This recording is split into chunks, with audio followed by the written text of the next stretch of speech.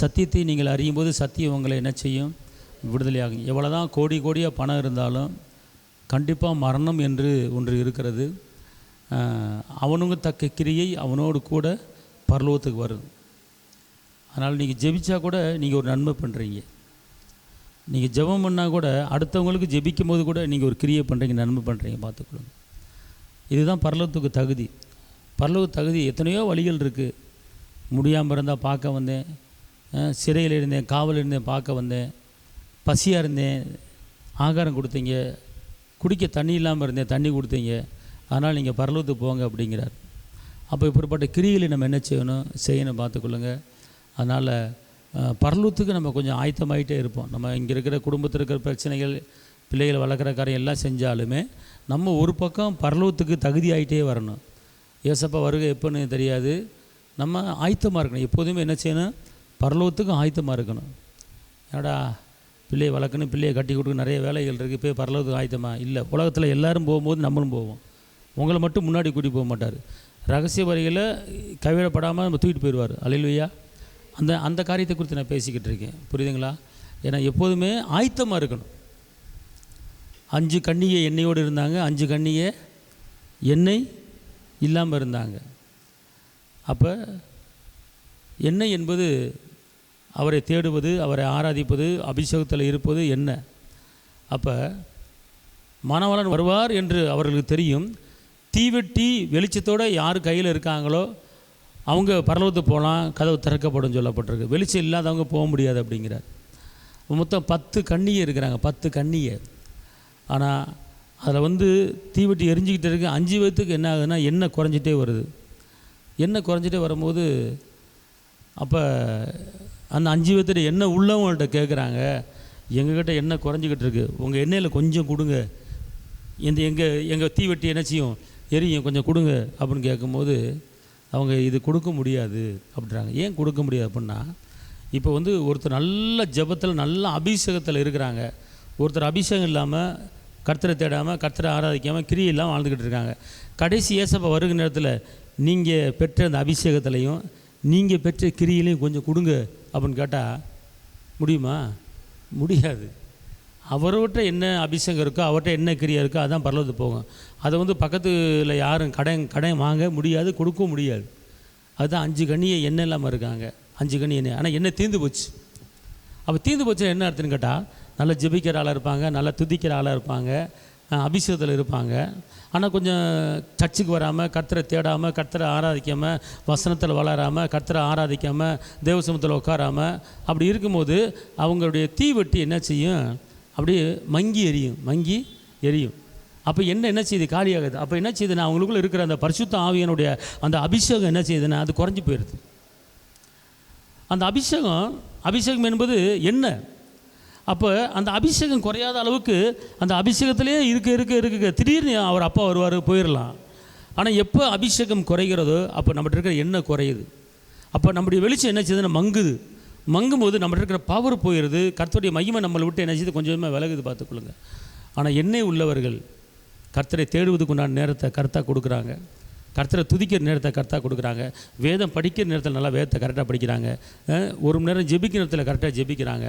அவங்க எப்போதுமே என்ன செய்கிறாங்க? தீவெட்டி என்ன செய்யுது? என்ன எரிந்து கொண்டே இருக்கிறது. திடீரென்று மணவாளன் வரும்போது அந்த கதவு திறக்கப்பட்ட உடனே எண்ணெய் உள்ளவங்க, நீங்கள் பைபிள் இருக்கிற கதையை தான் சொல்லிக்கிட்டு இருக்கிறேன், சரிங்களா? அந்த எண்ணெய் உள்ளவங்க நீங்கள் போய் கடையில் போய் வாங்கிட்டு வாங்கன்றாங்க. எண்ணெய் இல்லாதவங்க போய் எங்கிட்ட இருக்க எண்ணெயை கொடுக்க முடியாது, நீங்கள் போய் கடையில் வாங்கிட்டு வாங்கங்கிறாங்க. அப்போ அவங்க 5 பேர் என்ன செய்கிறாங்க? அந்த இடத்த விட்டு என்ன செஞ்சிட்டாங்க? வாங்கிறதுக்கு எண்ணெயை வாங்க போயிட்டாங்க. போகும்போது அந்த நேரம் பார்த்து மணவாளன் வந்துட்டார். கதவு திறக்கப்பட்டது. எண்ணெய் உள்ளவர்கள் உள்ளே போயிட்டாங்க. உள்ளே போனவுடனே கதவு மூடப்பட்டது. திருப்பி எண்ணெயை வாங்கிட்டு வர்றாங்க. திருப்பி போய் ஜெபிச்சு துதிச்சு ஆராய்ச்சி திருப்பி வர்றாங்க. கதவு போட்டப்பட்டு விட்டது. இந்த நிலைமை நம்மளுக்கு என்ன செஞ்சிடக்கூடாது? வந்துடக்கூடாது. இந்த நிலைமை நம்மளை வந்துடக்கூடாது. எல்லாருமே பாவிகள் தான், யாரும் யோக்கியன்னு சொல்ல முடியாது. நான் பியூர் பரிசுத்தவாட்டி யாரும் சொல்ல முடியாது. ஆனால் தன் பாவங்களை அறிக்கையிட்டு விட்டுவிடுகிறவன் இரக்கம் பெறுவான், மறைக்கிறவன் வாழ்வு அடைய மாட்டான். ஒரு காரியம் தவறு பண்ணும்போது அந்த தவறை மன்னித்து விடுகிற தெய்வம். ஆனால் இந்த நாட்களிலே இந்த பரலோகத்து குறித்து ஒரு எண்ணம் இல்லாமல், பரலோகத்து குறித்து சிந்தை இல்லாமல் உலகப்பரமான வாழ்க்கை வாழ்ந்து கொண்டு ஆசை பாட்சத்துக்கு இடம் கொடுத்து கொண்டு வாழ்ந்து கொண்டு இருக்கிறார். எல்லாமே ஒரு குறிப்பிட்ட ஒரு டைம் தான் பார்த்துக்கொள்ளுங்க. எல்லாத்துக்கும் ஒரு டைம் தான். அந்த காலம் முடிஞ்சிருச்சு, அந்த காலம் முடிஞ்சிருச்சு. இப்போ கர்த்தரை தேடுகிற ஒரு காலம், கர்த்தரை ஆராதிக்கிற ஒரு காலம், கர்த்தரை பற்றி கொண்டு இருக்கிற காலம். ஏன்னா பைபிளில் சொல்லப்பட்ட எல்லா காரியங்களும் கரெக்டாக நடந்து கொண்டு இருக்கிறது. மணவாளன் எப்போ வேணாலும் வருவார். நம்ம போகிறதுக்கு என்ன செய்யணும்? ரெடியாக இருக்கணும், ஆயத்தமாக இருக்கணும். எப்போதுமே நம்ம எண்ணெயோடு எரிந்து கொண்டே இருக்கணும். நமக்குள்ள அபிஷேகம் எரிந்து கொண்டே இருக்கணும். ஜெப ஆவி எரிந்து கொண்டே இருக்கணும். ஆளுகைத்தன்மை, பரிசுத்தவின் ஆளுகைத்தன்மை அவங்களை எரிஞ்சுக்கிட்டு இருக்கணும். நம்மகிட்ட இருக்கிற அந்த வெளிச்சம், அந்த திரி, அந்த மங்கி எரியக்கூடாது. வெளிச்சம் அப்படியே ஒரே மாதிரி எரிஞ்சுக்கிட்டே இருக்கணும். அந்த எண்ணெய் எப்போதுமே இருந்துக்கிட்டே இருக்கணும். எண்ணெயை குறைய விடக்கூடாது. எப்படி செல்லில் சார்ஜ் குறைஞ்சி போச்சுன்னா சார்ஜ் நீங்கள் ஏற்றுறீங்க, சார்ஜ் ஏற்றுனா தான் அடுத்து பேச முடியும், இல்லாட்டி பேச முடியாது. அதே போல தான் நம்முடைய ஆவியில், நம்முடைய ஆத்துமாவில் தேவ பிரசனம் சார்ஜ் ஏற்றணும். பரிசுத்த ஆவிகளை சார்ஜ் ஏற்றணும். இப்போ நீங்கள் இங்கே உட்காந்துருக்குறீங்க, சார்ஜ் ஏற்றிக்கிட்டு இருக்கீங்கன்னு அர்த்தம். இப்போ வீட்டுக்கு போகிறீங்க, திடீர்னு ஒரு டிவியை பார்க்குறீங்க, ஒரு 4 பேர் வருவாங்க, ஊர் கதை பேசுவாங்க, உலக கதை பேசுவாங்க. அவள் பேசும்போது அதெல்லாம் கேட்குறீங்க. கேட்கும்போது உங்கள்கிட்ட 100 பாயிண்ட் இருக்கிற அந்த சார்ஜு 20 பாயிண்ட்டு குறையும். அப்புறம் திருப்பி இன்னும் 2 மணி நேரம் கழித்து திரும்பி ஊர்லேருந்து வெளியூர்லேருந்து சொந்தக்காரங்க வருவாங்க. அவங்க ஒரு கதையை சொல்லுவாங்க, அவங்க ஒரு பாட்டை பாடுவாங்க, அவங்க ஒரு புலம்பல் புலவாங்க. அப்படியா அப்படின்னு கேட்டு அச்சோச்சோ பாவம் என்ன செய்கிறது அப்படின்னு வைங்க. அப்போ இன்னொரு 20 பாயிண்ட் குறைஞ்சிரும். அப்புறம் சாயங்காலம் வெளியே கடப்பக்கம் போவீங்க, அங்கே 4 பேர் உங்களை பார்ப்பாங்க. அப்போ அவங்க கதையை பேசுவீங்க. இப்படி பேசிக்கிட்டே இருக்கும்போது அவன் அப்படி போனவன் இப்படி போனான், அப்படியா நல்லவனாக இருந்தான், இப்படி மாறிவிட்டானே, அவெல்லாம் சே இவ்வளோ மோசமாக இருக்கிறானே, அப்போல்லாம் பேச வேண்டிய நிலைமை வந்துடும். அது பேசும்போது அப்போ இன்னொரு பாயிண்ட் குறைஞ்சிரும். கடைசியில் பார்த்தா 5 பாயிண்டில் இருப்போம், 10 பாயிண்டில் இருப்போம். நம்மளுக்கே தெரியும் நம்மகிட்ட அபிஷேகம் குறைஞ்சிருச்சு, என்ன குறைஞ்சிருச்சு அப்படின்னு. உடனே இப்போ என்ன செய்யணும்? டக்குன்னு எண்ணெயை ஊற்றி எரிய விடணும், டக்குன்னு எரிய விடணும். ஒரு நாளைக்கு ஊற்றுற எண்ணெய் ஒரு நாளைக்கு தான் எரியும். அடுத்த நாள் என்ன செய்யணும்? ஊற்றணும். ஒரு விளக்கில் மண்ணெண்ணெய் ஊற்றுறீங்க. அந்த காலத்தில் மண்ணெண்ணெய் ஊற்றி எரிச்ச காலம்லாம் இருக்குது. ஒரு அரிக்கன் லைட்டுன்னு சொல்லுவோம். அதுக்கு பேர் என்னது? அரிக்கன் லைட்டு. அதில் ஒரு அடியில் மண்ணெண்ணெய் ஊற்றி ஒரு திரியை வச்சு தூண்டி விட்டு அப்படி நைட் ஃபுல்லாக எரிய விட்டுருப்போம். காலையில் மண்ணெண்ணெய் காலியாக போயிடும். திருப்பி மண்ணெண்ணெய் ஊற்றி அடுத்த நாள் வைக்கிறோம். ஒரு வாட்டி ஊற்றுறது கடைசி வரைக்கும் என்ன செய்யாது? இருக்காது. அதே போல் தான் நம்முடைய வாழ்க்கையில் நம்ம எண்ணெயை குறைய விடக்கூடாது. அபிஷேகத்தில் எப்போ பார்த்தாலும் நம்ம என்ன செய்யணும்? நிறைஞ்சு என்ன செய்யணும்? இருக்குன்னு பார்த்துக்கொள்ள. எண்ணெயை வற்ற விடக்கூடாது, அபிஷேகத்தை வற்ற விடக்கூடாது. எப்படி டெய்லி சாப்பிட உடம்புக்கு பலனோ அதே போல் இந்த ஆத்துமாவுக்கு பலன் கர்த்தரை வசனத்தை கேட்பதும், துதிப்பதும், பைபிள் படிப்பதும், அபிஷேகத்தில் நிரம்புவதும், அதுதான் பார்த்துக்கொள்ளுங்க கர்த்தரை துதிக்கிற ஒரு துதியில் கிடைக்கிற அந்த பிரசன்னம். அழகாக பைபிள் எதுக்கு பைபிள் எழுதி வச்சிருக்கிறாரு? 5 கனியை கைவிடப்பட்டாங்க, 5 கனி உள்ளே போனாங்க. நீ தெரிஞ்சுக்கிறது தான் எழுதி வச்சுருக்காங்க. அப்போ இதுலேருந்து என்ன தெரியுது அப்படின்னு கேட்டால், நம்ம எப்போதுமே எண்ணெயோடு ஆயத்தமாக இருக்கணும். எண்ணெய் என்பது கர்த்தருடைய வார்த்தை, பிரசன்னம், அபிஷேகம், ஆவியானவர், இதெல்லாம் எண்ணெயை குறிக்கிறது. அப்போ நம்ம என்ன செய்யணும்? எப்போதுமே அந்த எண்ணெயில் என்ன செய்யணும்? ஆயத்தமாக இருந்துக்கிட்டு இருக்கணும். எண்ணெயை காலி பண்ண விடவே கூடாது. காலி பண்ண இப்போ நீங்கள் இப்போ உட்காந்துருக்கீங்க, வார்த்தையை கேட்குறீங்க, இப்போ எரிஞ்சிக்கிட்டு இருக்கீங்க, எண்ணெய் உங்கள்கிட்ட இருக்குது. சாயங்காலம் வரைக்கும் இந்த எண்ணெய் தாங்காது. சாயங்காலம் வரைக்கும் இந்த எண்ணெய் என்ன செய்யாது? தாங்காது. நைட்டு படுக்கிறதுக்கு முன்னால் கொஞ்சம் எண்ணெயை ஊற்றணும். நைட்டு படுக்கிறதுக்கு முன்னால் என்ன செய்யணும்? எண்ணெயை ஊற்றணும். அப்போ எப்படி எண்ணெயை ஊற்றுறது? இயேசுவே நீ நல்லவர், இயேசுவே நீர் வல்லவர், இயேசுவே நீர் உன்னதர், இயேசுவே நீ உயர்ந்தவர், இயேசுவே நீர் அற்புதர், இயேசுவே நீர் அதிசயர். இந்த நாளுக்குண்டான தேவைகளை சந்தித்து என்னை நடத்தினீரே. இந்த நாளுக்குண்டா தேவைகளை சந்தித்து என்னை நடத்தினீரே. என்னையும் குடும்பத்தையும் பாதுகாத்தீரே. உமக்கே நன்றி, உமக்கே நன்றி. ஹல்லேலூயா, ஹல்லேலூயா. அல்லேலூயா அல்லேலூயா அல்லேலூயா. பிள்ளைகளை வளர்ப்பதற்கு கிருபை தந்தீரே நன்றி ஐயா. அன்றுள்ள அப்பத்தை தந்தீரே உமக்கு நன்றி ஐயா. நான் போகும் போதும் வரும்போதும் பாதுகாத்தீரே நன்றி ஐயா. என்னுடைய கணவருக்கு நல்ல வருமானம் தந்தீரையா. இப்படி ஏதாவது ஒன்று வாயில் வந்தது உளறிக்கிட்டு நீங்கள் என்ன செய்யணும், அவரை மையப்படுத்தணும், நன்றி சொல்லுங்கள், துதிங்க. அப்போ என்ன செய்றீங்க, கொஞ்சம் உங்களுக்குள்ளே எண்ணெயை ஊற்றுறீங்க. கொஞ்சம் என்ன செய்றீங்க, எண்ணெயை ஊற்றுறீங்க. அந்த எண்ணெயை ஊற்றுறது நைட்டு ஃபுல்லாக எரியும், நைட்டு ஃபுல்லாக எரியும், காலையில் கொஞ்சம் மங்கிரும்.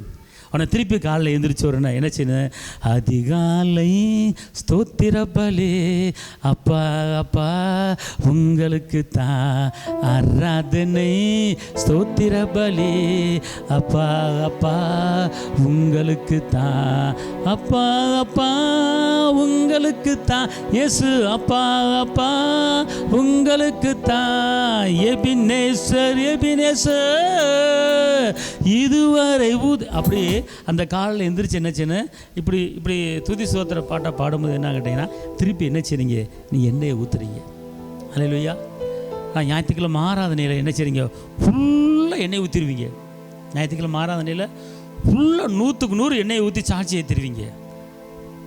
அதே மாதிரி நீ என்ன செய்யணும், சாட்சி ஏற்றுற பார்த்து எப்போல்லாம் கர்த்தரை தேடாமல் இருக்கீங்களோ, எப்போல்லாம் பைபிள் படிக்காமல் இருக்கீங்களோ, எப்போல்லாம் ஏசப்பாவுக்கு நன்றி சொல்லாமல் இருக்கீங்களோ, எப்போல்லாம் தேவனை மையப்படுத்தாமல் இருக்கீங்களோ, அப்போல்லாம் உங்கள்கிட்ட இருக்கிற அந்த அபிஷேகமோ உங்கள்கிட்ட இருக்கிற அந்த எண்ணெய் என்ன செய்யுது, அது குறைகிறது.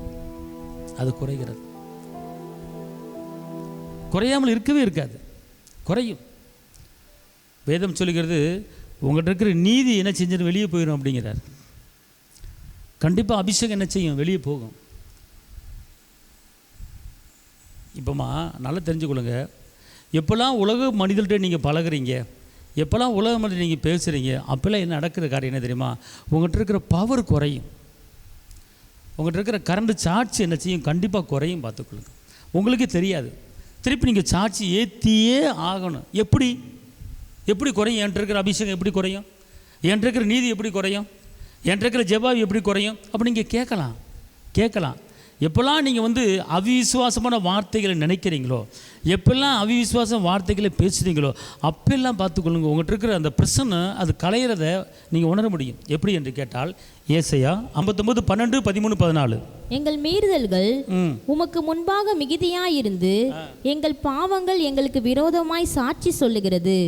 எங்கள் மீறுதல்கள் எங்களோட இருக்கிறது, எங்கள் அக்கிரமங்களை அறிந்திருக்கிறோம். கர்த்தருக்கு விரோதமாய் துரோகம் பண்ணி பொய் பேசி எங்கள் தேவனை விட்டு பின்வாங்கினோம். கொடுமையாகவும் கலகமாகவும் பேசினோம்.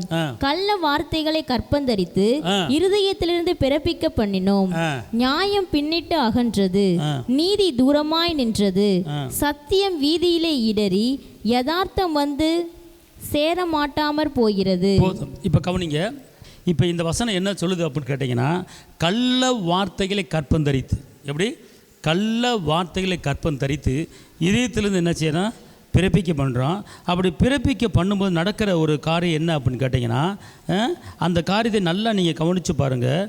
கவனிக்கும் போது என்ன சொல்லுதுன்னா, இங்கே இருங்க, நியாயம் என்ன செய்யுது, நீதி சத்தியம் வீதியில் இடறி யதார்த்தம். அடுத்து 15 வசனத்தில் முதவரி சத்தியம் தள்ளுபடி ஆயிற்று. பொல்லாப்பை விட்டு விலகுறவர்கள் கொள்ளையாகிறான். பொல்லாப்பை விட்டு விலகுகிறவன். நல்லா தெரிஞ்சுக்கொள்ளுங்க, இப்போ நல்லா தெரிஞ்சுக்கொள்ளுங்க, சத்தியம் நம்மளை விட்டு வெளியேறுமா, நீதி நம்மளை விட்டு வெளியேறுமா. நம்ம எவ்வளோதான் நியாயம் பண்ணியிருந்தாலும் அந்த நியாயம் நம்மளை விட்டு வெளியேறுமா. அப்போ இது வெளியேறும்போது நம்மகிட்ட தேவ பிரச்சனை என்ன செய்யாது, இருக்காது. சத்தியம் நமக்குள்ளே இருந்தால் தான் தேவ பிரச்சனை இருக்கும்.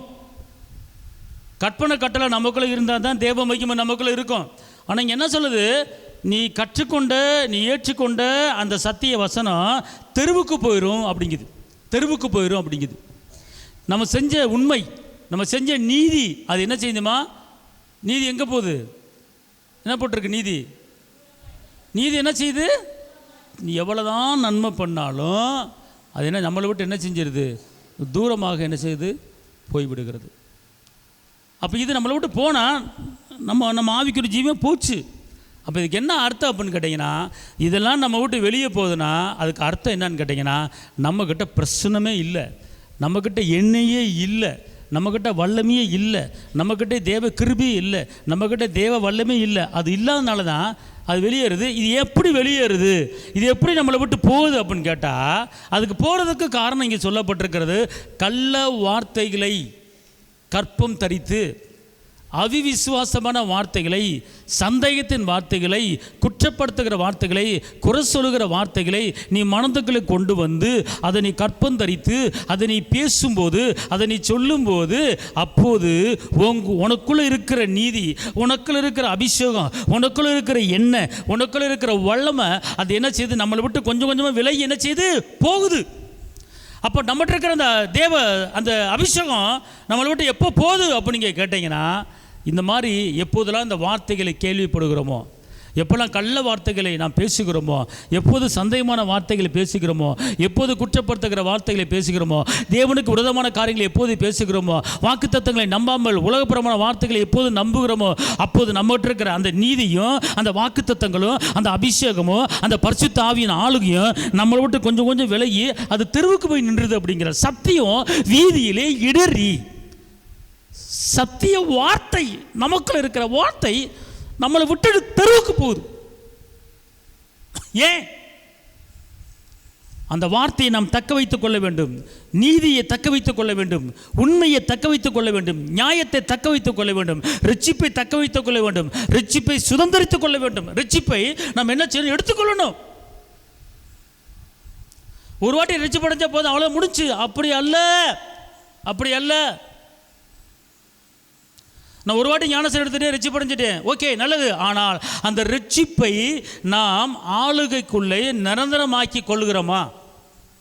அந்த ரட்சிப்பு நமக்குள்ளே நிரந்தரமாக இருக்கிறதா? நாம் பெற்ற மீட்பு, நாம் பெற்ற விடுதலை, நாம் பெற்ற பாவ மன்னிப்பு. ஞானஸ்நானம் எடுக்கும்போது பாவத்துக்கு செத்து நீதிக்கு பிழைக்கிறேன், பாவ மன்னிப்பை பெற்றுறோம். ஆனால் பாவ மன்னிப்பு பெற்றுட்டு ஞானஸ்நானம் எடுத்துட்டு திருப்பி நாம் பாவம் செய்யும்போது, திருப்பி நாம் தேவனுக்கு விரோதமான காரியங்களை செய்யும்போது நம்மகிட்ட உள்ள பிரச்சனை இருக்காது, நீதி இருக்காது, உண்மை இருக்காது. அப்போ என்ன செய்யணும்னு கேட்டிங்கன்னா, ரட்சிப்பை நீங்கள் தினமும் சுதந்திரிக்க வேண்டும், மீட்பை தினமும் சுதந்திரிக்க வேண்டும், விடுதலையை தினமும் சுதந்திரிக்க வேண்டும், அற்புதங்களை தினமும் சுதந்திரிக்க வேண்டும், வாக்குத்தத்தங்களை தினமும் சுதந்திரிக்க வேண்டும். அப்படி தினமும் சுதந்திரித்து நீங்கள் யார் என்பதை காட்டும்போது உங்களுக்குள்ளே அபிஷேகம் தங்கும், உங்களுக்குள்ளே எண்ணெய் தங்கும், உங்களுக்குள்ளே கிருபை தங்கும், உங்களுக்குள்ளே ஆவியானவர் தங்குவார், உங்களுக்குள்ளே வாக்குத்தத்தம் தங்கும். தேவையில்லாத காரியம் உள்ள வராது. ஆனால் தேவையில்லாத காரியங்கள் உள்ள வரும்போது இது வெளியேறுகிறது. இது வெளியேறுவதற்கு நாம் இடம் கொடுக்கக்கூடாது. அல்லேலூயா. அதனால தான் ரட்சிப்பை நாம் என்ன செய்யணும்? சுதந்திரிக்கணும். அதான் எபிரெயர் 1:13-14 சொல்லுகிறது. எபிரெயர் 1:13-14 வாசிங்க. மேலும் நான் உம்முடைய சத்துருக்களை உமக்கு பாதப்படியாக்கு போடும் வரைக்கும் நீர் என்னுடைய வலது பார்சத்தில் உட்காரும் என்று தூதர்களில் யாருக்காவது எப்போதாகிலும் அவர் சொன்னதுண்டா? ரட்சிப்பை சுதந்திரிக்க போகிறவர்கள் நிமித்தமாக, ரட்சிப்பை சுதந்திரிக்கிற போகிறவர்கள் நிமித்தமாக அப்படின்னு போட்டிருக்கு. அப்புறம் என்ன செய்யணும் கேட்டீங்கன்னா, இங்க என்ன சொல்லுதுன்னா, ரட்சிப்பையும் என்ன செய்யணும்? வெற்றியையும் விடுதலையையும் மீட்பையும் சமானத்தையும் நீ சுதந்திரிக்க வேண்டும் என்று இந்த வேதவசனம் சொல்லுகிறது. அப்படி என்றால் ஒரு வாட்டி நீ சுதந்திரிச்சா பத்தாது, ஒரு வாட்டி சுதந்திரிச்ச பத்தாது, நீங்கள் டெய்லி சுதந்திரிக்க வேண்டும். உங்களுக்கு கொடுக்கப்பட்ட அந்த பொருளை சுதந்திரிக்கணும், உங்களுக்கு கொடுக்கப்பட்ட அந்த காரியத்தை சுதந்திரிக்கணும். இப்போ ஒரு சொந்த வீட்டுக்குள்ளே நீங்கள் குடியிருக்கிறீங்க, என் வீடு அப்படின்னு சொல்கிறீங்க இல்லையா, சுதந்திரமாக பேசுகிறீங்க இல்லையா, என் வீடு, நான் குடியிருக்கிற வீடு, நான் கட்டின வீடு அப்படின்னு சொல்கிறோம் இல்லையா. அப்போ என் வீடுன்னு சொல்லி எவ்வளோ உரிமையை பாராட்டுறோம். அதே போல் நான் ரட்சிப்பு அடைஞ்சிட்டேன், நான் மீட்பு அடைஞ்சிட்டேன், நான் பாவத்துக்கு செத்து நீதிக்கு பிழைச்சிருக்கிறேன், அவருடைய தழும்புகளால் சுகமாக இருக்கிறேன், அவர் தழும்புகளால் எனக்கு சமாதானம் உண்டாக இருக்கிறது, அவர் தழும்புகளால் ஐஸ்வர்யம் மாறி இருக்கிறேன். அதுக்கு பேர் தான் ரட்சிப்பு. ரட்சிப்பை நீங்கள் எப்பெல்லாம் நீங்கள் ரட்சிப்பை பேசுகிறீங்களோ அப்போ நீங்கள் ரட்சிப்பை சுதந்திரிக்கிறீங்க. இயேசுவின் இரத்தத்தால் நான் விடுதலையாக இருக்கிறேன், ரட்சிப்பை சுதந்திரிக்கிறீங்க. இயேசுவின் இரத்தத்தால் நான் மீட்கப்பட்டிருக்கிறேன், ரட்சிப்பை சுதந்திரிக்கிறீங்க. இயேசுவின் இரத்தத்தால் எனக்கு சமாதானம் உண்டாயிருக்கிறது, ரட்சிப்பை சுதந்திரிக்கிறீங்க. இயேசுவின் இரத்தத்தால் அவர் எனக்கு சமீபத்தில் இருக்கிறார், சுதந்திரிக்கிறீங்க. இயேசுவின் இரத்தத்தால் நான் ஐஸ்வர்யவானாக மாறி இருக்கிறேன், சுதந்திரிக்கிறீங்க. கலாய்த்தர் 3:13 மரத்தில் தூக்கப்பட்ட எவனும் சபிக்கப்பட்டவன் எழுதியிருக்கிறபடி இயேசு நியாயபரமான சாபத்தை சிலுவையில் செஞ்சு முடிச்சிட்டாரு. அவர் இரத்தத்தால் என் சாபம் உடைக்கப்பட்டது, நான் சாபத்திலிருந்து விடுதலையாக இருக்கிறேன் என்று எப்போல்லாம் சொல்லி நீங்கள் பேசுகிறீங்களோ அப்போது நீங்கள் ரட்சிப்பை சுதந்திரித்து கொண்டு இருக்கிறீங்க. அதுதான் சுதந்திரிக்கிறது. அப்போ இந்த ரட்சிப்பை சுதந்திரிக்கும் போது இந்த கஷ்டங்கள் உள்ள வராது, ஒரு அடிமைத்தன வாழ்க்கை உள்ள வராது. நான் மீட்கப்பட்டுட்டே இயேசுவின் இரத்தத்தால் நீங்கள் எப்பெல்லாம் சொல்கிறீங்களோ அது ரட்சிப்பை சுதந்திரிக்கிறீங்க. ஏன்னா நீங்கள் ரட்சிக்கப்படுவதற்கு முன்னால் நீங்கள் அடிமையாக இருந்தீங்க, மரண கண்ணிக்கு அடிமையாக இருந்தீங்க. மரணத்துக்கு அதிகாரியான பிசாசு தம்முடைய மரணத்தில் என்ன செஞ்சிட்டாரு? அழிச்சிட்டாரு. மீண்டும் பயப்படுவதற்கு நீ அடிமைத்தனத்தின் ஆவியை பெறல, அப்பா பிதாவை என்று கூப்பிடப்படுகிற புத்திர சுவிகாரத்தின் ஆவியை நீ பெற்றிருக்கிறாய். அப்போனா அடிமைத்தனம் கிடையாது. எப்பெல்லாம் ஒரு மனிதனுக்கு பயந்து எப்பெல்லாம் ஒரு மனிதனுக்கு அடிமையாக இருக்கிறீங்களோ அப்போ நீங்கள் ரட்சிப்பை பெறல. அப்போ அப்படிப்பட்ட சூழ்நிலை வரும்போது நீங்கள் ரட்சிப்பை சுதந்திரிக்கணும். அப்போ என்ன செய்யணும்? நான் அடிமைத்தனத்தின் ஆவியை பெறலை, அப்பா பிதாவை என்று கூப்பிடப்படுகிற புத்திர சுவிகாரத்தின் ஆவியை நான் பெற்றிருக்கிறேன். அப்படி நீங்கள் பேசும்போது, அப்படி நீங்கள் சொல்லும்போது ரட்சிப்பை நீங்கள் எடுத்துக்கொள்கிறீங்க. அதை சொல்லாமல், அதை பேசாமல் பயமாக இருக்குது, அதை எப்படி சமாளிக்கும் தெரியல, எப்படி சமாளிக்கும் தெரியல, ஒன்றுமே புரியலையே, குழப்பமாக இருக்கே, நான் எப்படி அவன் சமாளிக்க, அவனுக்கு அப்படி கிடைக்கும், இவனுக்கு இப்படி கிடைக்கும், எனக்கு ஒன்றுமே கிடைக்க மாட்டேங்குது, என் வாழ்க்கையில் இன்னும் என் பிரச்சனை மாறாமல் இருக்குது அப்படின்னா இப்படிப்பட்ட காரியங்களை பேசும்போது உங்கள்கிட்ட இருக்கிற ரட்சிப்பை என்ன செய்றீங்க? நீங்களாவே இழந்துடுறீங்க. நீ யார் என்பதை காட்டணும். நீ உலகத்தை உண்டாக்கின ராஜாவுடைய பிள்ளை என்பதை காட்டணும். நான் இயேசுவின் பிள்ளை என்பதை காட்டணும். நான் அழிஞ்சு போகிற வித்தில் பிறக்கலை, அழியாத வித்து ஆகிய ஜீவ வசனத்தில் நான் மறுபடியும் ஜெனிவிக்கப்பட்டிருக்கிறேன், மறுபடியும் பிறந்திருக்கிறேன். நான் அப்பா விட்டு பிள்ளை, தாயின் கருவிலே பிறந்த அந்த பிறப்பை நான் பேசலை. நான் எப்போ நான் ஞானசானம் எடுத்தனோ அப்போ நான் இயேசுவின் வசனத்தில் திருப்பி நான் மறுபடியும் பிறந்திருக்கிறேன். அவர் பிள்ளை, எந்த சேதம் எனக்கு வராது. அவர் எனக்கு அதிகாரம் கொடுத்துருக்கிறாரு. யோவான் 1:12 அவர் ஏற்றுக்கொண்டவர்கள் எத்தனை பேர்களோ அத்தனை பேர்களும் தேவனுடைய பிள்ளைகளாகும்படி எனக்கு அதிகாரம் கொடுத்துருக்கிறாரு. எப்போ ரட்சிப்படைஞ்சனோ அப்போ எனக்குள்ள அதிகாரம் வந்து விட்டது, எனக்குள்ள வல்லமை வந்து விட்டது. ரட்சிப்பின் சுவிசேஷமாகிய சத்திய வசனத்தை கேட்டு என்னைக்கு நான் ரட்சிப்பு அடைஞ்சனோ அன்னைக்கு வாக்குத்தத்தம் பண்ணப்பட்ட பரிசுத்த ஆவிக்குள்ள நான் முத்திரை குத்தப்பட்டிருக்கிறேன். எனக்குள்ள மகிமை இருக்கிறது, எனக்குள்ள அபிஷேகம் இருக்கிறது, எனக்குள்ள வல்லமை இருக்கிறது, எனக்குள்ள ஜீவனுள்ள வார்த்தை இருக்கிறது. அந்த வார்த்தை எனக்குள்ள அரணும், அது கோட்டையுமாய், அது கேடகமாய் இருக்கிறது. எந்த சேதமும் எனக்கு வராது. நான் என்ன செஞ்சாலும் அது வாய்க்கும். நான் நீர்க்கால் ஓரமாக நடப்பட்ட இலைய உதிராக்கிற மரத்தை போல நானும் என் வீட்டாரும் என் பிள்ளைகளும் செழித்தோங்கி வளருவோம். நான் கீழாக மாட்டேன், நான் மேலாவேன், நான் வாழாக மாட்டேன், தலையாவேன். என் வெளிச்சத்துக்கு ராஜா வருவாங்க, என் ஒளிய ஜாதிகள் வருவாங்க, அநேக ஜாதிகளை ஆளுவேன், அநேக ஜாதிகளை கடன் கொடுப்பேன். கடன்கார ஆவி என்னை தொட்ட முடியாது. காரணம், நான் மலை மேல இருக்கிற பட்டணம்ல ஓய்ந்திருக்க முடியும். இயேசு என்னை மீட்டு எடுத்துட்டாரு, நான் ரட்சிப்பு அடைஞ்சிட்டேன், ரட்சிப்பு எனக்குள்ள இருக்கிறது, மீட்பு எனக்குள்ள இருக்கிறது என்று நீங்கள் வாயை திறந்து பேசி எப்பெல்லாம் ரட்சிப்பை சுதந்திரிக்கிறீங்களோ அப்போ இந்த அடிமைத்தனத்தின் ஆவி உங்கள் குடும்பத்துக்குள்ள உங்களுக்குள்ள வர முடியாது. காரணம், நீங்கள் எப்பெல்லாம் கள்ள வார்த்தைகளை, ஒரு சந்தேகத்தின் வார்த்தைகளை, ஒரு தோல்வியான வார்த்தைகளை, ஒரு நஷ்டமான வார்த்தைகளை, என்னால் செய்ய முடியாது, என்னால் ஒன்றும் போக முடியாது, நான் தோற்றுருவேன் அப்படிங்கிற காரியங்களை எப்போல்லாம் உள்ளத்தில் வைத்துக்கொண்டு நீங்கள் சிந்திக்கிறீங்களோ அப்போது ஒரு கள்ள வார்த்தையை நீங்கள் கற்பம் தரிக்கிறீங்க, தங்க வைக்கிறீங்க. கற்பம் ஒரு குழந்தை வயிற்றுக்குள்ளே தங்கியிருக்கிற மாதிரி இப்படிப்பட்ட கள்ள வார்த்தைகளை தங்க வைக்கிறீங்க. அதை தங்க வைக்கும் போது அது ஒரு நாள் புறப்பட்டு வெளியே வரும், அது ஒரு நாள் பிறக்கும். அது எப்போ பிறக்கும்? என்னால் முடியல, என்னால் சமாளிக்க முடியல, எப்படி சமாளிக்க போகிறது தெரியல, இதுக்கூட செத்துடலாம் அப்படின்னு சொல்லி நீங்கள் தங்க வச்ச அந்த கற்பம் தரித்த அந்த கள்ள வார்த்தைகள் வாயில பிறக்கும் போது உங்களுக்குள்ள நீதி இருக்கும், வாக்குத்தத்தம் இருக்கும், அபிஷேகம் இருக்கும். அப்படியே கொஞ்சம் கொஞ்சம் விலகி தெருவுக்கு போயிரு ஒன்றை விட்டுட்டு. கடைசியில் வாழ்க்கை தோத்து போன வாழ்க்கையாக மாறுகிறது. புரியுதுங்களா? எப்பெல்லாம் வாக்குத்தத்தத்தை சந்தேகப்படுறீங்களோ தோத்து போயிட்டீங்க, ரட்சிப்பை இழக்கிறீங்க, ரட்சிப்பை சுதந்திரிக்கல.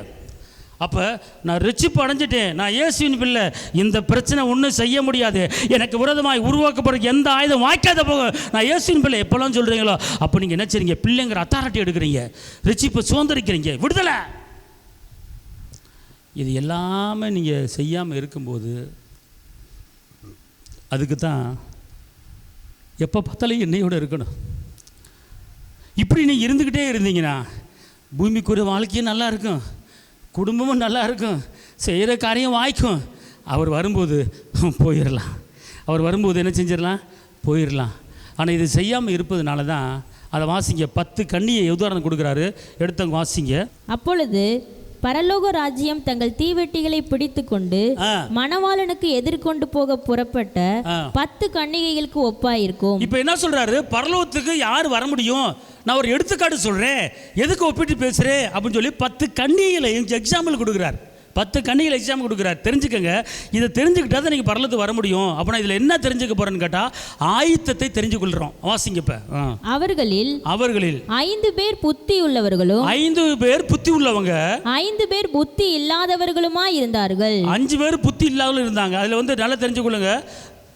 10 பேர் ரசிக்கப்பட்டவங்க தான், 10 பேர் இயேசுவின் பிள்ளைங்க தான். ஆனால் புத்தி இருக்கு, புத்தி இல்லாமல் வாழ்றாங்க. ரட்சிப்பை சுதந்திரிக்கலாம். அடுத்து புத்தி இல்லாதவர்கள் தங்கள் தீவெட்டிகளை எடுத்துக்கொண்டு போனார்கள், எண்ணெயையோ கூட கொண்டு போகவில்லை. புத்தி உள்ளவர்கள் தங்கள் தீவெட்டிகளோடு கூட தங்கள் பாத்திரங்களில் எண்ணெயையும் கொண்டு போனார்கள். மணவாளன் வர தாமதித்த போது அவர்கள் எல்லாரும் நித்திரை மயக்கம் அடைந்து தூங்கிவிட்டார்கள். நடுராத்திரியிலே இதோ மணவாளன் வருகிறார், அவருக்கு எதிர்கொண்டு போக புறப்படுங்கள் என்கிற சத்தம் உண்டாயிற்று. அப்பொழுது அந்த கன்னிகைகள் எல்லாரும் எழுந்திருந்து தங்கள் தீவெட்டிகளை ஆயத்தப்படுத்தினார்கள். புத்தி இல்லாதவர்கள் புத்தி உள்ளவர்களை நோக்கி, உங்கள் எண்ணெயில் எங்களுக்கு கொஞ்சம் கொடுங்கள், எங்கள் தீவெட்டிகள் அணைந்து போகிறதே என்றார்கள். புத்தி உள்ளவர்கள் பிரதியுத்தரமாக, அப்படியல்ல, எங்களுக்கும் உங்களுக்கும் போதாமல் இராதபடி நீங்கள் விற்கிறவிடத்திற்கு போய் உங்களுக்காக வாங்கிக் கொள்ளுங்கள் என்றார்கள். அப்படியே அவர்கள் வாங்க போன போது மணவாளன் வந்துவிட்டார். ஆயத்தமா இருந்தவர்கள் அவரோடு கூட கல்யாண வீட்டுக்குள் பிரவேசித்தார்கள். கதவும் அடைக்கப்பட்டது. அல்லேலூயா. புரியுதா புரியலையா? அப்படின்னா இதுல என்ன தெரியுது அப்படின்னு கேட்டா, பரலோக ராஜ்யத்துக்கு யாரு போவாங்க, அதுக்கு உண்டான ஊமையை சொல்றேன் அப்படின்னு சொல்லி ஏசப்பா இந்த கதையை சொல்றார். அப்போ ரட்சிக்கப்பட்டவங்க 5 பேர் புத்தி உள்ளவங்க, ரட்சிக்கப்பட்டவங்க 5 பேர் புத்தி இல்லாதவங்க. அப்போ இவங்க 5 பேர் என்ன பண்ணாங்க? எந்த நேரம் ஆனாலும் சரி, நைட் ஆனாலும் சரி, பகலாலும் சரி, எந்த நேரம் ஆனாலும் சரி, அப்பா வருவார், நம்ம போகிறோம், அதனால் நம்ம கையில் எண்ணெயோடு தான் இருக்கணும் அப்படின்னு சொல்லி எண்ணெய் ஆயத்தமாகிட்டாங்க. ஆனால் மற்றவங்க என்ன செய்கிறாங்க? அசால்ட்டு. கர்த்தர் வருவார், இப்படி தான் 2000 வருஷமாக சொல்லிக்கிட்டு இருக்காங்க, வருவார்னு. எங்கே வரப்போகிறாரு? அப்போ நான் அசால்ட்டாக கடவுளை தேடுறதில்ல, பைபிள் படிக்கிறதில்ல, ஆலயத்துக்கு வர்றதில்ல, ஞாயிற்றுக்கிழமை ஆராதனை கட் பண்ணுறது, ஞாயிற்றுக்கிழமை கர்த்தரை துதிக்கிறதில்ல, ஓய்வு நாளை சரியாக அனுசரிக்கிறது கிடையாது, உலக காரியம் முக்கியண்டு போகிறது, கர்த்தருக்கு முக்கியத்துவம் கொடுக்கறது கிடையாது, கர்த்தருக்கு பயப்பட கிடையாது. இவங்க எல்லாமே எண்ணெய் இல்லாதவர்கள். ஆனால் கர்த்தருக்கு முக்கியத்துவம் கொடுக்கிறவர்கள், துதிக்கிறவர்கள், ஜெபிக்கிறவர்கள், டெய்லி காலைல ஜெபிக்கிறவங்க, டெய்லி நைட்டு ஜெபிக்கிறவங்க, ஆலயத்தில் ஜெப கூட்டத்துக்கு ஒழுங்காக வர்றவங்க, ஆராதனைக்கு ஒழுங்காக வர்றவங்க, இவங்க எல்லாமே எண்ணெயோட ரெடியாக இருக்கிறாங்க. அவர் வரும்போது அவங்க போயிடுறாங்க. ஆனால் எண்ணெய் ஆயத்தம் இல்லாதவர்கள் கைவிடப்பட்ட நிலைமை வருகிறது. அன்பார்ந்தவர்களே, நாம் தெரிந்து கொள்ள வேண்டிய ஒரு காரியம், நம்முடைய வாழ்க்கையில் எவ்வளோ கஷ்டங்கள், நஷ்டங்கள், துன்பங்கள், துயரங்கள் வந்தாலும் ஒரு பக்கம் நம்ம ஒரு சில காரியங்களை ஆயத்தமாக்கிட்டே வரணும். எப்படி காசை ஒரு பக்கம் சேர்த்துட்டு வர்றீங்க, அதுபோல் எல்லாமே கோடியாக இருந்தாலும் எல்லாமே பட்டுப்பூச்சி பூலாம் அழிஞ்சு போயிடும், ஒன்றுமே வராது, கூட வராது. ஆனால் கூட வருவது ஒன்று, அவனவனுக்கு தக்க கிரிகள் மட்டும்தான் என்ன செய்யுமா கூட வரும். அவனுக்கு தக்க கிரிகள் மட்டும்தான் கூட வரும், மற்ற எதுவுமே என்ன செய்யாது, கூட வராது. பரலோகத்துக்கு போகிறது கிரியை. அப்படின்னா கிரியை என்றால் என்ன? மத்தேயு 16:27, மனுஷகுமாரன் தம்முடைய பிதாவின் மகிமை பொருந்தினவராய் தம்முடைய தூதரோடு கூட வருவார், அப்பொழுது அவனவன் கிரியைக்கு தக்கதாக அவனவனுக்கு பலன் அளிப்பார். அப்போ மனுஷகுமாரன் வரும்போது அவனும் தக்க கிரியை. இதே இதில் ரோமர் 2:6 வாசிங்க. தேவன் அவனவனுடைய கிரியைகளுக்கு தக்கதாய் அவனவனுக்கு பலன் அளிப்பார். அல்லேலூயா. நல்லா தெரிஞ்சுக்கொள்ளுங்க, இதெல்லாம் பரலோகத்துக்கு போகிறதுக்கு உண்டான தகுதி. 2 கொரிந்தியர் 5:10, ஏனென்றால் சரீரத்தில் அவனவன் செய்த நன்மைக்காவது தீமைக்காவது தக்க பலனை அடையும்படிக்கு நாம் எல்லாரும் கிறிஸ்துவின் நியாயஸ்தானத்திற்கு முன்பாக வெளிப்பட வேண்டும். கிறிஸ்துவின் நியாயஸ்தானத்துக்கு முன்பாக வெளிப்பட வேண்டும். அப்போ இந்த வசனங்களை என்ன சொல்லுது அப்படின்னு கேட்டால், இந்த பூமியில் நீ வாழும்போது நீ கிரியை செய்து என்ன செய்யணும்? வாழணும். அப்போது தான் பரலோகத்துக்கு நம்ம என்ன செய்ய முடியும்? போக முடியும். ஃபஸ்ட்டு தெரிஞ்சு கொள்ளுங்க, நாம் கர்த்தருடைய கற்பனை கட்டளைக்கு கீழ்ப்படியணும். எண்ணெயோடு ஆயத்தமாக இருக்கணும். எந்த நேரம் பார்த்தாலும் எண்ணெய் இருக்குன்னு நம்மகிட்ட எண்ணெய் என்ன செய்ய காலியே ஆகக்கூடாது. அப்படின்னா துதி, அவர் பிரசன்னம், அவருடைய மகிமை, அவருடைய வல்லமை நமக்குள்ளே இருக்கும்போது ஆயத்தமாக இருக்கிறோம். பார்த்துக்கொள்ளுங்க. நம்ம என்ன பண்ணுறோம்? கஷ்டத்தை பார்க்குறோம், நெருக்கத்தை பார்க்குறோம், பண பிரச்சனையை பார்க்குறோம். நான் என்ன சொல்கிறேன், நீங்கள் கர்த்தரை தேடும்போது, கர்த்தரை ஆராதிக்கும் போது இதெல்லாம் ஒரு பெரிய பாரமாகவே தெரியாது. இது ஒரு பெரிய பாரமாகவே நம்மளுக்கு தெரியாது. அதை அவர் பார்த்துக்கொள்வார். நம்ம ஒரு பக்கம் என்ன செய்யணும்? ஆயத்தமாகணும். எப்போதுமே எண்ணெயோடு தான் இருக்கணும். நீங்கள் சோர்ந்து போய் கவலையோடு என்ன செய்யணும் தெரில அப்படின்னீங்கன்னா, உங்கள்கிட்ட இருக்கிற எண்ணெய் என்ன செய்யுது? குறைகிறது. நான் ரசிக்கப்பட்டேன், பரலத்துக்கு போயிடுவேன்னு சொல்ல முடியாது. அவர் என்ன சொல்கிறாருன்னா, நீ கள்ள வார்த்தைகளை கற்பந்தரித்து நீ வாயில் பிறப்பிக்க வைக்கும்போது உன்கிட்ட இருக்கிற எல்லாமே வெளியேறும் அப்படிங்கிறார். உன்கிட்ட இருக்கிற எல்லாமே என்ன செஞ்சிருமா? நீதி வெளியேறுங்கிறாரு, நியாயம் வெளியேறுங்கிறாரு, சத்தியம் வெளியேறுங்கிறார். அப்போ இது எல்லாம் நம்ம உள்ளே தக்க வைக்கணும், வெளியேற விடக்கூடாது. அப்போ எப்போது வெளியேறு அப்படின்னு கேட்டிங்கன்னா, உலகம் உள்ளே வரும்போது இது வெளியே போகுது. அப்போ உலகத்தை உள்ளே கொண்டு வரக்கூடாது. உலகம் என்றால் என்ன? உலகபரமான காரியங்கள், பொய், பிராடு, பித்தலாட்டம், குற்றம், குறை, தீமை செய்வது, பொய் பேசுவது, பாவம் செய்வது, வேட்சித்தனம் பண்ணுவது, இது எல்லாமே உலகம். இந்த உலகம் நமக்குள்ளே வரும்போது நாம் கற்றுக்கொண்ட நீதியும் நாம் கற்றுக்கொண்ட அந்த வேத வசனங்களும் அது வெளியேறும். அப்போ நம்ம என்ன செய்யலாம்? நம்ம ஆயத்தத்தை சுத்தமாக கீழே விட்டுறோம். பார்த்துக்கொள்ளுங்க. எப்போதுமே ஆயத்தமாக இருக்க வேண்டுமென்றால் அவரை தேடும்போது, அவரை ஆராதிக்கும்போது, அவரை துதிக்கும்போது அவர் நம்மோடு இருப்பார். நாம் எழும்பி பிரகாசிக்கலாம், வெளிச்சம் கொடுக்கலாம், ஜாதிகளை சொந்தமாக்கலாம், அவர் வருகையிலே பரலோகத்துக்கு போகலாம்.